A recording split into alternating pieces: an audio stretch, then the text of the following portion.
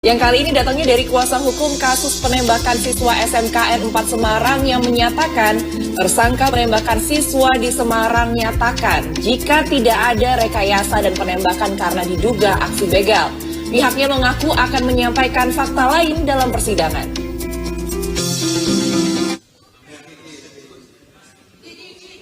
Proses hukum kasus penembakan Gama siswa korban penembakan di Semarang terus bergulir.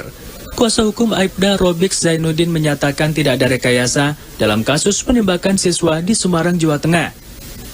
Tersangka menyatakan pada kuasa hukumnya jika tindakan penembakan dilakukan untuk menghindari jatuhnya korban karena menduga terjadi aksi begal. Tersangka Aibda Robik akan didampingi 7 kuasa hukum untuk menghadapi proses pengadilan terkait kasus penembakan yang terjadi pada 24 November dini hari. Menurut pengakuan tersangka RZ pada kuasa hukumnya, jika penembakan itu dilakukan karena pada awalnya menduga terjadi aksi begal.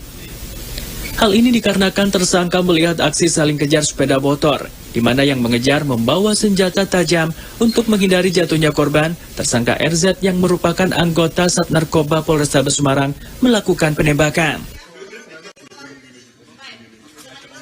Nah, jadi ingin saya jelaskan kepada rekan-rekan media apa yang kami tangkap selama ini, bahwa klien kami tidak punya mens rea untuk melakukan penembakan terhadap almarhum Gama. Satu, bahwa beliau tidak kenal sama sekali siapa yang ditembak, dan beliau tidak ada hubungan saudara siapa yang ditembak.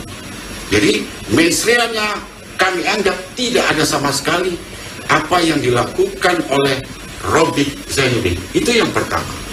Yang kedua, ingin saya sampaikan kepada rekan-rekan, beliau adalah melihat di depan matanya ada orang mengendarai sepeda motor dengan kelajuan. Yang kedua, ada orang yang dikejar yang menggunakan sajam. Nah, disinilah beliau beranggapan bahwa itu adalah begal. Nah, apa yang dilakukan adalah pencegahan agar tidak menjadi suatu tindak pidana. Satu, tidak pidana melukai atau membunuh.